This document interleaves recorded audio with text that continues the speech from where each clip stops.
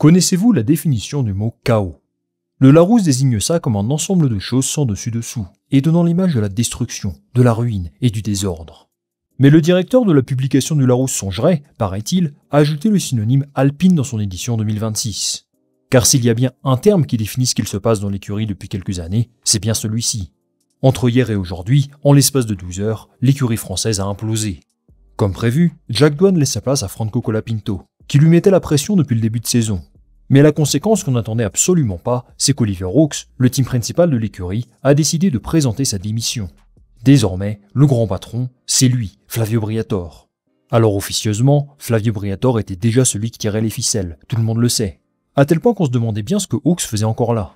Et son départ précipité nous montre qu'il y avait bel et bien deux camps chez Alpine. Un camp qui défendait Jack Doohan, qui souhaitait le voir prolonger, et un autre camp qui n'avait Dieu que pour Franco Colapinto, représenté par Flavio Briatore. C'est donc Briatore qui a gagné cette guerre interne, et ce n'est pas franchement une surprise, tant il est proche de Luca De Meo, le patron du groupe Renault. Tout de même, le voir de retour à un poste de team principal, dans cette équipe, quand on connaît son passé, eh bien c'est quelque chose qui fait énormément parler.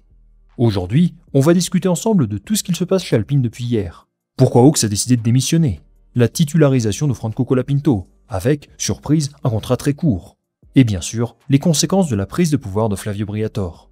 Mais avant ça les amis, pour financer la carrière de Jack Doohan qui se retrouve désormais au chômage, j'ai décidé de lui offrir 20 €.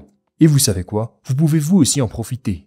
Et pour ça, vous avez juste à créer un compte N26 gratuitement avec le code PADDOC20. Je vous explique comment. N26 est une banque 100% en ligne pour gérer votre budget et super pratique pour vos voyages, choisi par plus de 3 millions d'utilisateurs en France.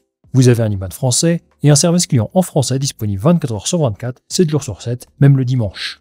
L'application est super intuitive avec tout un tas de fonctionnalités super sympas. Celles que je préfère personnellement, ce sont les cartes virtuelles éphémères et les sous-comptes pour bien gérer votre budget. Exemple, si vous prévoyez de vous rendre au Grand Prix de Belgique avec vos potes, vous pouvez créer un espace dédié pour épargner ce qu'il vous faut. Ce que je kiffe personnellement, c'est que vous n'avez aucun frais bancaire à l'étranger. Pour vos voyages en Angleterre, aux États-Unis ou au Japon, je ne sais pas, c'est le top. Si vous souhaitez profiter des ponts du mois de mai pour partir en voyage, ou bien que vous préparez déjà vos valises pour cet été, N26 vous propose un ensemble d'assurances pour faire part à tout imprévu. Par exemple, si votre avion est aussi long que la Sauber et qu'il arrive avec plus de 2 heures de retard, eh bien N26 vous couvre jusqu'à hauteur de 500 €. Une dernière chose, avec leur application, vous pouvez suivre en direct l'évolution de votre compte. À chaque paiement, le solde s'actualise instantanément. Donc si votre boulanger, boucher ou tout autre magasin a fait une erreur de paiement, vous vous en rendez compte immédiatement. Perso, je suis client depuis quelques mois et ça m'accompagne partout. Si vous voulez me rejoindre, ça prend quelques minutes de créer un compte. En utilisant mon code promo PADDOC20 au moment de l'inscription, N26 vous offre 20 € pour 20 € dépensés, même si vous ouvrez un compte gratuit. Normalement, vous recevez ça sous 7 jours. Vous trouverez toutes les infos en description, en commentaire épinglé, ou alors en scannant le QR code qui s'affiche à l'écran. Merci à N26 de m'avoir accompagné aujourd'hui. Comme d'habitude, commençons par les faits. Alpine a annoncé le 6 mai, dans la soirée, que son responsable d'écurie, Oliver Hawks, avait présenté sa démission à sa direction. Une démission acceptée par ses patrons, qui le voient donc quitter ses fonctions avec effet immédiat. Oliver Hawks n'a pas fait long feu dans l'équipe. Il avait rejoint Alpine en août dernier, suite à la mutation de Bruno Famin, qui lui s'occupe de la transition de Viry-Châtillon. Vous savez, Renault ne va plus produire de groupe moteur en Formule 1. Et donc Famin a la lourde tâche de faire évoluer cette usine. Mais ce n'est pas le sujet. On constate qu'Oliver Hawks a passé encore moins de temps dans cette équipe que ses prédécesseurs, comme Otmar Szafnauer par exemple. C'est donc un vrai échec sportif pour lui. Et très honnêtement, qu'a-t-il apporté à l'écurie en l'espace de 9 mois? Franchement, pas grand-chose. Le grand fait marquant de son ère, c'est l'éviction d'Esteban Ocon à une course de la fin de la saison, l'an dernier. Et c'est tout. À l'époque de sa nomination, j'y voyais davantage un intérêt personnel pour lui. Rappelons qu'il est le fondateur de l'écurie high-tech, qui a une grosse présence en formule de promotion, et surtout qui a postulé pour devenir une écurie de Formule 1. C'était en 2023, et cette candidature fut finalement refusée par la FIA. En signant avec Alpine, il accomplissait son rêve de Formule 1. Et quand on connaît toutes les rumeurs de vente autour de l'écurie, ça faisait forcément parler. Alors pourquoi démissionne-t-il aujourd'hui? Je vois personnellement deux possibilités. Soit il sent qu'il a les pieds et mains liés et qu'il ne peut rien faire face à Briatore. Ou alors, il a une autre opportunité ailleurs, qu'il ne peut pas refuser. En ce qui concerne la première option, c'est clair depuis longtemps que c'est Briatore qui a le plus de pouvoir. C'est lui qu'on écoute, c'est lui qui donne des interviews dans les médias, c'est lui qui définit la politique sportive et organisationnelle d'Alpine. Il n'y a pas de doute, il était l'éminence grise de l'écurie. Et désormais avec ce poste de team principal, il sera en première ligne, encore davantage. Hawks a surtout très souvent défendu Jack Doohan, et il a toujours affiché sa volonté de le voir continuer l'aventure, au moins jusqu'à la pause estivale.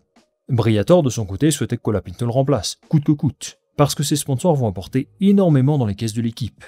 Aucun doute possible. La titularisation de Colapinto a précipité le départ de Hawks, qui n'était pas d'accord avec cette décision. Il était en première ligne pour défendre des décisions avec lesquelles il n'était pas forcément d'accord, et il ne souhaite plus assumer ce rôle, tout simplement. Mais il existe aussi une deuxième option. C'est possible qu'il ait reçu une proposition d'une autre écurie, qui serait difficile à refuser. Et là, il faut se tourner du côté du groupe Red Bull. Attention, information à prendre avec beaucoup de pincettes. Ce n'est qu'une rumeur lancée par la presse italienne. Le média Autosprint nous indique que Red Bull est intéressé pour s'attacher à ses services. Pourquoi pas pour remplacer Christian Horner, carrément. Christian Horner qui ne bénéficierait plus exactement du même soutien de la part des actionnaires thaïlandais du groupe.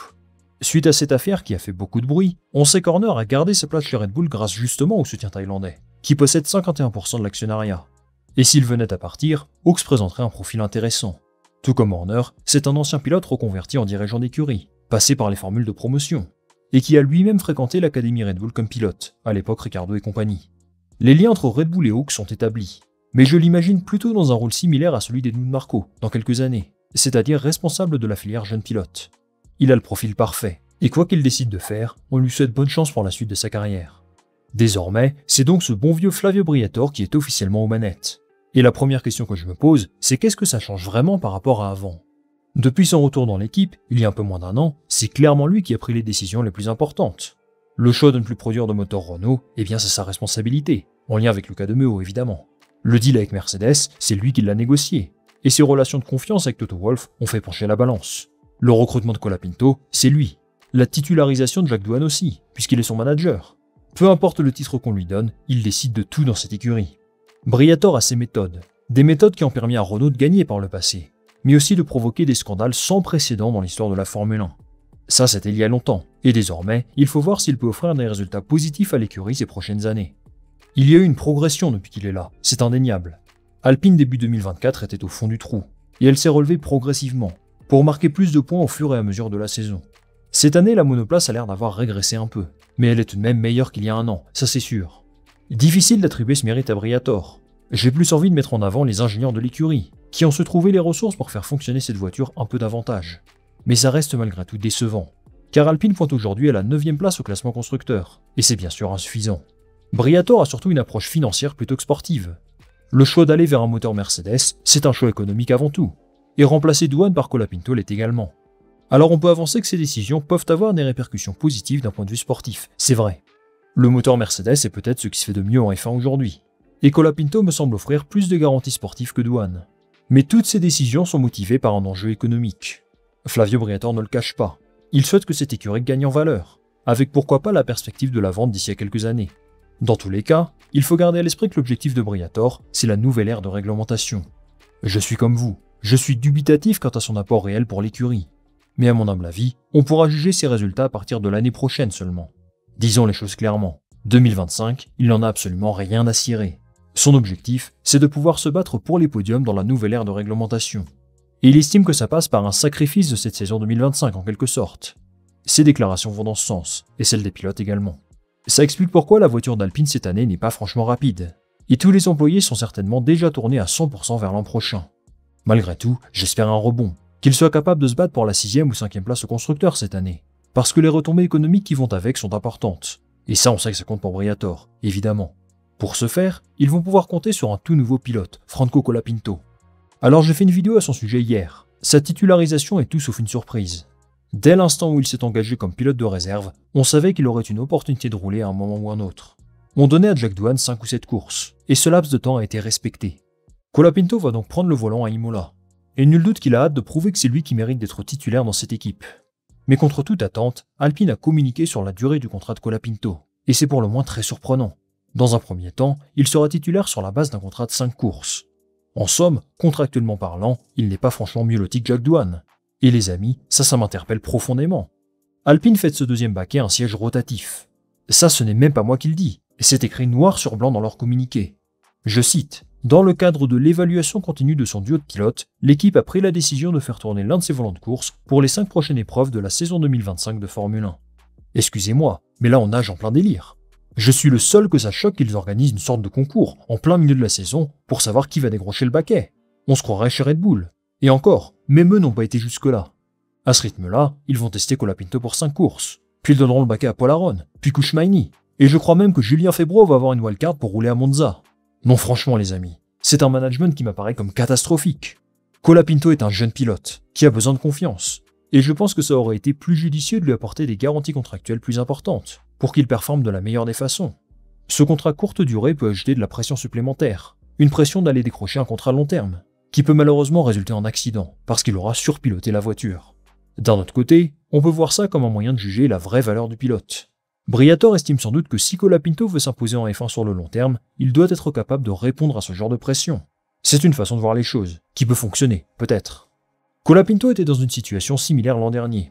Williams lui a offert 9 courses, pas une de plus. Et chacune d'entre elles était une sorte de vitrine, pour montrer au reste de la grille qu'il mérite d'être là. Il y a eu de très bons moments, d'autres beaucoup moins réjouissants. Mais la finalité, c'est qu'il a réussi à retrouver un baquet en Formule 1, et seulement 6 mois après avoir quitté la discipline. Il a donc l'expérience de ce genre de situation. Il devra prouver immédiatement qu'il est un meilleur choix que Doohan. Jack Doohan qui lui devient le premier réserviste de l'écurie, et qui va certainement observer attentivement comment performe Colapinto sur ses 5 courses. Si c'est un échec et qu'il revient finalement à son poste, eh bien il y aura de quoi rire. Alpine continue donc son exercice de chaos, toujours davantage. Avec Briatore aux commandes, il ne fait aucun doute que cette écurie va continuer de faire parler. Désormais, à Colapinto de prouver qu'il a les épaules pour survivre dans cet environnement. On lui souhaite bonne chance, à lui, mais aussi à Pierre Gasly, en espérant qu'il réussisse à redonner le sourire aux fans de l'écurie. Merci les amis d'avoir suivi cette vidéo jusqu'au bout, j'espère que celle-ci vous a plu. Je remercie une nouvelle fois N26 de m'avoir accompagné aujourd'hui. N'oubliez pas, en utilisant mon code promo PADOC20 en ouvrant votre compte, N26 vous offre 20 € pour 20 € dépensés, même si vous ouvrez un compte gratuit. Avant de se quitter, dites-moi en commentaire ce que vous pensez de la situation chez Alpine en ce moment. Est-ce que vous voyez la prise de pouvoir de Briatore comme une bonne chose ou pas? Moi je lirai de ça attentivement.